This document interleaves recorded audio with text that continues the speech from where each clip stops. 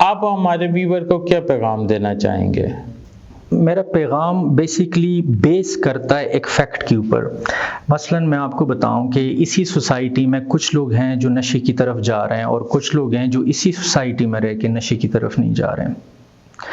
ان دونوں میں جو بنیادی فرق ہے وہ ان کی اپ برنگنگ کا ہے، وہ ان کی تربیت کا ہے. تو میری نظر میں اس مسئلے کا جو ایک پرماننٹ حل ہے نا، وہ پریونشن ہے، وہ تدارک ہے، وہ بچاؤ ہے. کیونکہ ایک بار جو لوگ اس میں پڑ جاتے ہیں ان کی ریکوری پھر بڑی مشکل ہو جاتی ہے. اس کا تدارک بہت آسان ہے، پریونشن بہت آسان ہے کیور سے اور علاج سے. اور پریونشن میں جو دو لوگ سب سے زیادہ امپورٹنٹ کردار ادا کر سکتے ہیں وہ ہے پیرنٹس اور وہ ہے ٹیچرز. ہم بچوں کو سٹارٹ سے بچپن سے ڈرگس کے اگینسٹ ان کی پروگرامنگ ہی نہیں کرتے. ہم اس ٹاپک پہ ان سے بات ہی نہیں کرتے. نہ تو سکولز اور کالجز میں ڈرگس، الکوہل اور ان چیزوں پہ کبھی بات ہوئی ہے، نہ کبھی یہ ہم نے سلیبس میں دیکھا کہ اس کے بارے میں کچھ کسی کتاب میں لکھا ہو.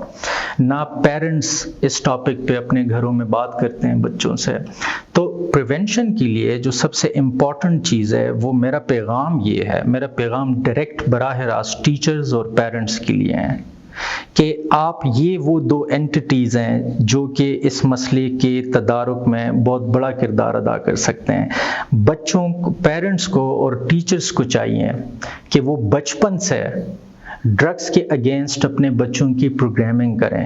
وہ جو یہ رومانٹیسائزیشن ہے ڈرگس کے ساتھ، یہ جو کیوروسٹی ہے، یہ جو ایڈونچر ہے، یہ جو ہم رسک کو منیمائز کر کے ایکسپیریمنٹ کرتے ہیں ڈرگس کے ساتھ، یہ اگر بچپن سے ان بچوں کی ہم پروگرامنگ کریں تو وہ کبھی بھی اس سائٹ پہ نہیں جائیں گے. بہت سارے معاملات میں ہم کرتے ہیں پروگرامنگ، ریلیجن کی پروگرامنگ ہم بچپن سے کرتے ہیں. کیا ہم یہ ویٹ کرتے ہیں کہ یہ بچہ 15 سال کا بالغ ہوگا تو ہم اس کو اسلام کے بارے میں کچھ بتائیں گے؟ وہ ہم بچپن سے بتا رہے ہیں نا. تو ڈرگس کے لیے بھی ہم نے یہ ویٹ نہیں کرنا چاہیے کہ یہ اگر ڈرگس میں پڑ گیا تو ہم کوئی ڈرگس کی بات کریں گے. نہیں، اس کی پریونشن، اس کی پروگرامنگ جو ہے وہ ہم بچپن سے کر سکتے ہیں، اور یہی ایک طریقہ ہے اس کی تدارک کا.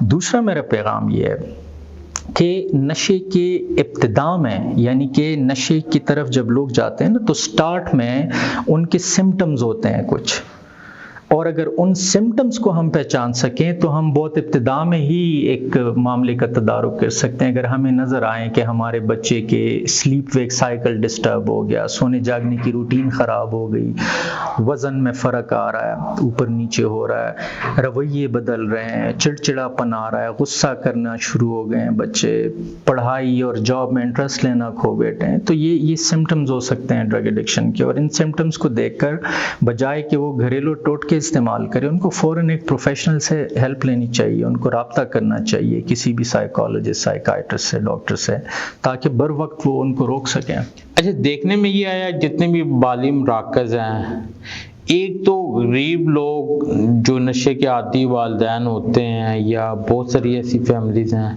جو نشے کی وجہ سے ویسے ہی بڑی مقروض ہو چکی ہوتی ہیں، اگر وہ بالی مراکز کا رخ کریں تو وہ اس میں سروائیو کیسے کر سکتے ہیں، یا ان کے اخراجات کو کیسے وہ برداشت کر سکتے ہیں؟ دیکھیں، اے این ایف کا اب اگین یہ تھوڑی سی بات دوسری سائڈ پہ چلی جائے گی، لیکن اے این ایف کا میں دیکھ رہا تھا کہ سالانہ کوئی ان کا 5 ارب روپے کا بجٹ ہے، لیکن پنڈی اسلام آباد میں ان کے پاس کوئی 30 بیڈ کی بھی فیسلٹی نہیں ہے. اور اگر کوئی غریب لوگ جو کہ بحالی مراکز کے اخراجات نہیں اٹھا سکتے، وہ اگر وہاں سے اپنا علاج کرانا چاہیں تو مہینوں انتظار کرنا پڑتا ہے ویٹنگ لسٹ میں.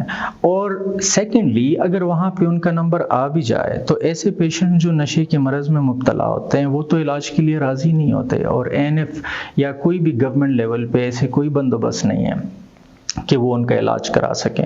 تو اگین، جتنا بھی کوئی غریب ہو وہ ٹیکس برابر ہی دیتا ہے، اور گورنمنٹ کو چاہیے اور ان کا اتنا ہی حق ہے.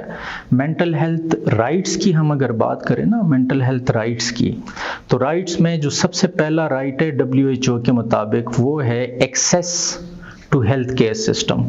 ایکسیس، اور وہ ایکسیس ایسا کہ وہ ریلائبل بھی ہو اور فوری بھی ہو. سب سے پہلے تو ہمارے مینٹل ہیلتھ رائٹس نہیں ہے اس ملک میں، کسی کو ایکسیس حاصل نہیں ہے مینٹل ہیلتھ فیسلٹیز تک. تو دعائی کر سکتے ہیں، اور کیا کریں غریب غربا پھر. اب تک کے لیے اتنا ہی.